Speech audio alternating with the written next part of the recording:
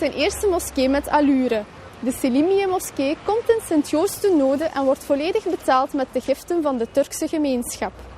Het architectenbureau Vision van Şefik Birkiye heeft een plan gemaakt dat perfect past binnen het Brussels straatbeeld. Dit Turks meesterwerk wordt een verrijking van het Brussels erfgoed.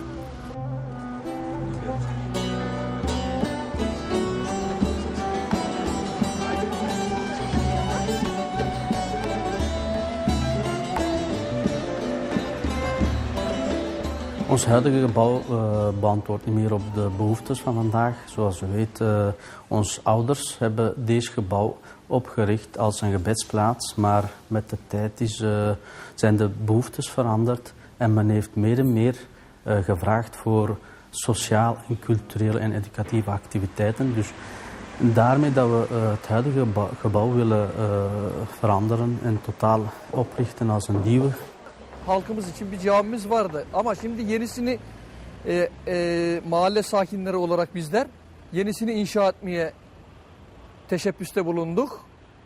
İnşallah yani yakın zamanda yenisi inşa olacak.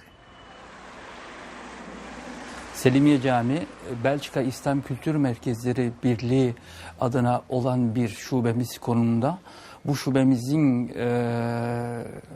kapasitesi elverişli olmadan dolayı gerek hijyen gerek emniyet açısından hem yer hem alan olarak küçük geldiğinden dolayı efendim biz bu binamızın hem sağ tarafını hem sol tarafını satın alarak bu güzel eserin vücuda gelmesine canı gönülden arzuladık. Was een moskee, maar heel te klein. Op hetzelfde plaats. En er was een probleem van veiligheid in deze moskee. Te klein met veel mensen. Met veel mensen die elke dag komen, of 2 of 3 dagen per week.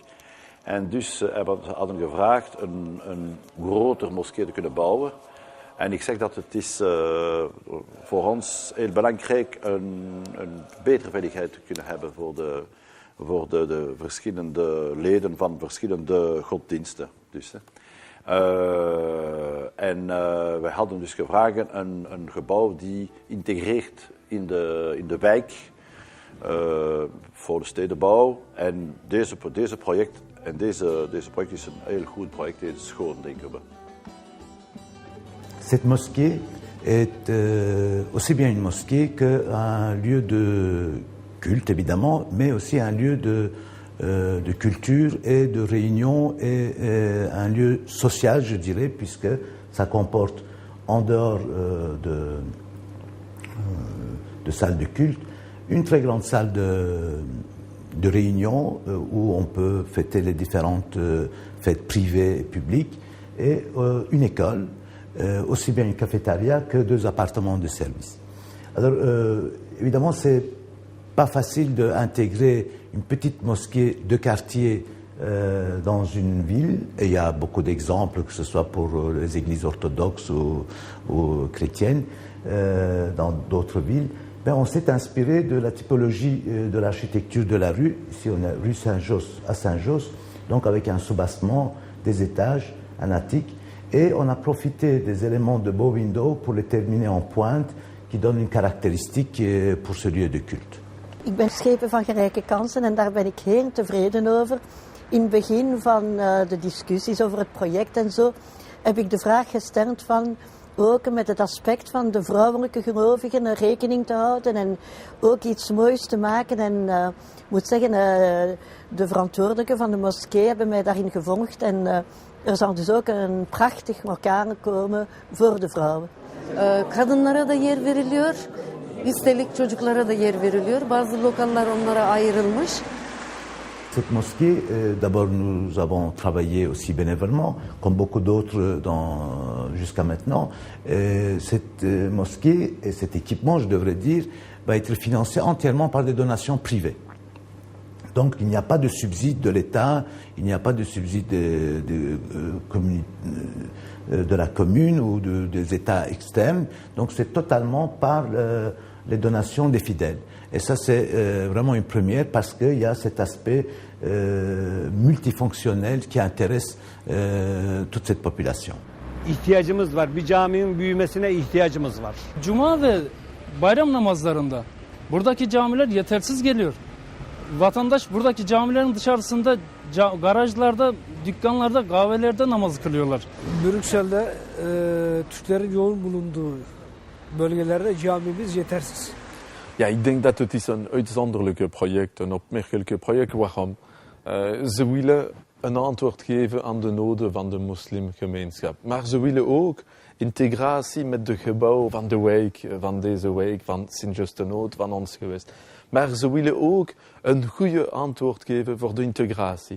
Ze willen een moskee, maar een moskee met Turkse stijl, met Belgische Brusselse stijl, een synthesis van een uitzonderlijke gebouw. Le péristyle permet, comme vous voyez, d'avoir tout un espace pour les fidèles et ceux qui pratiquent l'immeuble, de ne pas être sur la rue, mais d'être dans un péristyle qui donne ce côté édifice public. Et c'est travailler à la fois avec des motifs européens, à la fois petite inspiration orientale, un peu comme dans les autres bâtiments art déco que nous trouvons dans la rue, qui ont ce côté un peu méditerranéen, un peu oriental dans leurs motifs. Et donc ce couleur vert pâle qui est un peu prédominant avec les pierres blanches, dans ce côté un peu caractéristique que la majorité des mosquées ont dans les autres pays. Buradaki camiler zaten eve benziyor. Hani camiye fazla benzemiyor. Hani genellikle aslında güzel bir şey yapsak, hani modern bir cami falan hani minaresiyle bana göre güzel bir şey olur yani.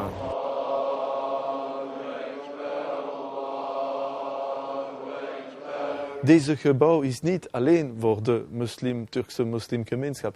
Het is ook een gebouw voor de andere bevolking. Bijvoorbeeld, 1 verdieping is open aan culturele tentoonstelling, vergadering enzovoort. Dat is voor mij een goede samenwerking tussen de verantwoordelijke van de mosk, maar ook met de gemeente het gewest. Een voorbeeld van wat wij moeten doen voor deze type gebouwen. İyi düşünüyorum. Namazı çok güzel kılarız. Çok güzel olur. İnşallah. Hayırlı olsun.